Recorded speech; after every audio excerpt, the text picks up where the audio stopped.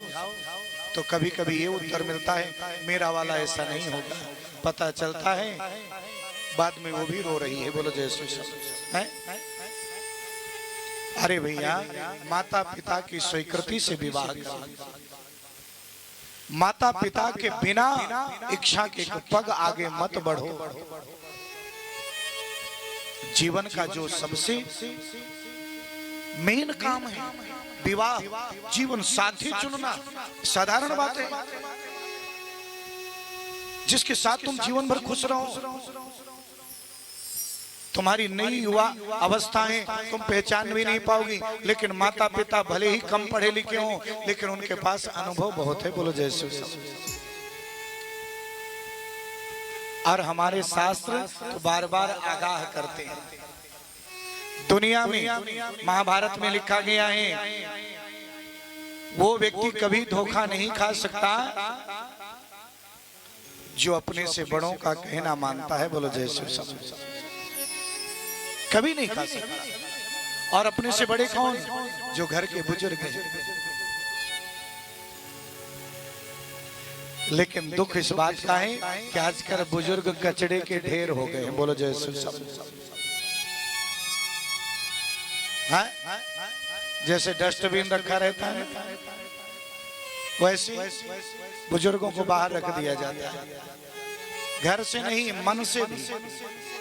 घर से एक बार बाहर रख दें चलेगा, लेकिन जिसने मन से रख दिया वो घर के अंदर भी रखे तो भी कोई मतलब नहीं।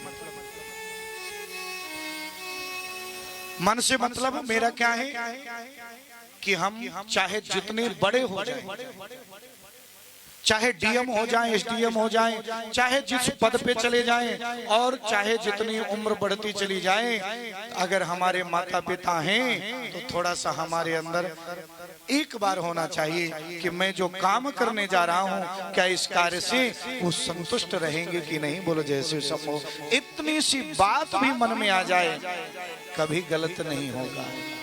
ये मन में रखने की बात है। सम्मान मन का होना चाहिए, दिखावे का नहीं। और मन से अगर सम्मान जुड़ गया ना, कभी गलत नहीं होगा। ध्यान दीजिए, आज इस चीज की बहुत जरूरत है।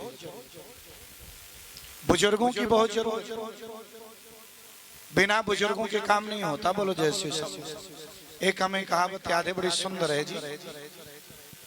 कभी किसी एक व्यक्ति का विवाह निश्चित हुआ था। पहले तो उसका विवाह हो ही नहीं रहा था, तो लड़की पक्ष वालों ने कहा, यानी बुजुर्गों की जरूरत क्या है वो मैं बता रहा हूं।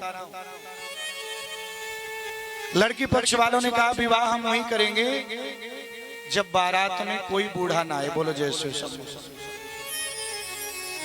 विवाह आपके यहाँ तभी करेंगे जब आपके यहाँ से कोई बूढ़ा ना आए। कुछ बूढ़े तो सशंकित हुए, कोई बड़ी बात है, लेकिन जानते हैं कुछ लोगों ने कहा कोई बात नहीं, विवाह हो जाने तो बाद में बूढ़े आते जाते रहेंगे। बोलो जय श्री कृष्ण। कम से कम विवाह तो हो जाए। शर्त मान ली गई, लेकिन उस सभा में एक व्यक्ति बैठा था जिस व्यक्ति का नाम था, लड़के का जो है नाना है।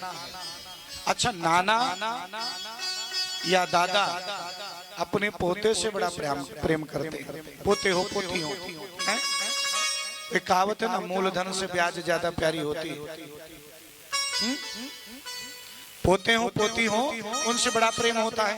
नाना जी बोले नहीं नहीं, कुछ भी हो जाए मैं तो जरूर जाऊं। बोले कैसे ले जाएं? बोले कैसी भी ले जाओ। तो जैसे हम लोग अभी कल कलश यात्रा में जब गए थे, तो बांस का एक टोकरा टाइप था जिसमें ब्रह्मस्थान की पूजा करने के लिए, तो शादी के समय ऐसे ही टोकरा भी जाता है कहीं कहीं। तो उस नाना जी को उस टोकरे में बंद कर दिया गया, ऊपर से रस्सी लगा के। बोलो जय श्री कृष्ण। लेकिन 2-4 छेद कर दिया, कम से कम ऑक्सीजन मिलती रहे। और जैसे ही आज लेकर के पहुंचे तो लड़की पक्ष वालों ने पूरी तलाशी लिया, कहीं कोई बूढ़ा तो नहीं आया। पता चला कोई बूढ़ा नहीं आया। एक शर्त रख दी, और शर्त क्या रख दी? बोले विवाह हम तभी करेंगे जब हमारे गांव में जो ये नदी बह रही है ना, इस नदी में जो पानी बह रहा है उसकी जगह दूध बहा दोगे तुम। बोलो जय शिव शंभू। अब इस बात को सुन करके जितने नए नए युवा पीढ़ी के बाराती थे बोले काम कर भैया तेरा विवाह नहीं लिखा भाग्य में। क्यों? इतना दूध कहाँ से लाएंगे कि इसमें नदी में बहाएं? चलो। और जब वापस लेके जाने लगी तो एक ने कहा नाना जी को बाहर निकालो, और जब खोला तो नाना जी से कहा चलो बारात वापस जा रही। बोले क्यों? विवाह क्यों नहीं हो रहा? बोले यहाँ के लोगों ने एक बहुत बड़ी शर्त रख दी है। बोले क्या रखी है? बोले शर्त रखी है इस नदी में दूध बहा दो सोई हम विवाह करेंगे। नाना जी ने कहा इतनी छोटी बातों पर रिश्ते थोड़ी छोटी तोड़े जाते हैं। बोले छोटी बात है? बोले हाँ। बोले उनसे कह दो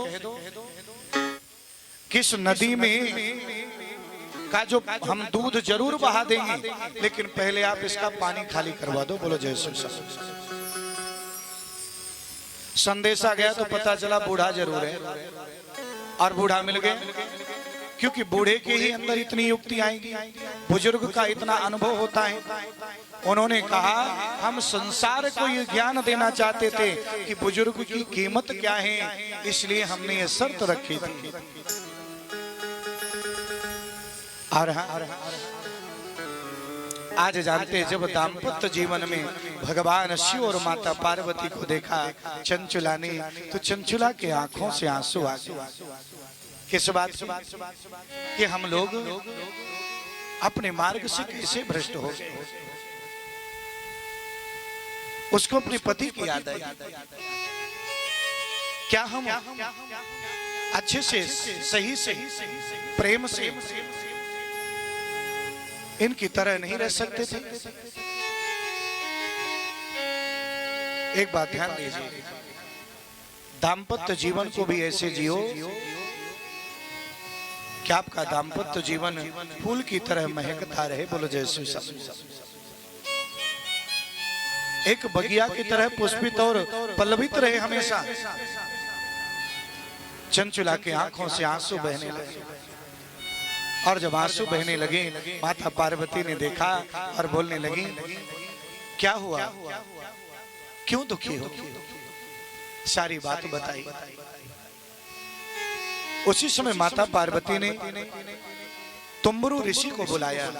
ये तुम्बरु ऋषि ऐसे हैं जो नारद जी की तरह ही समान ऋषि हैं।